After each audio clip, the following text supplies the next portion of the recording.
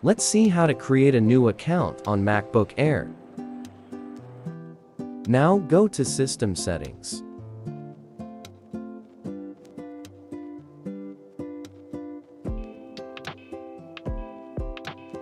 Then Users and Groups. Now click on Add User.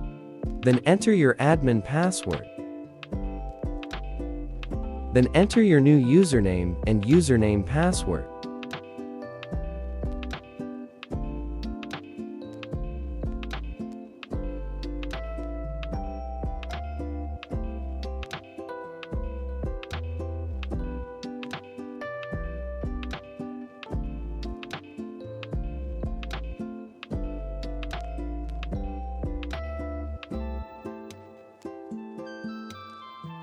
Finally, a new user has been added to your Mac.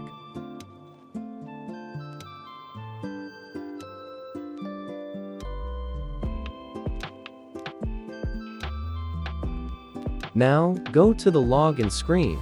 You will see that there are two users on your Mac.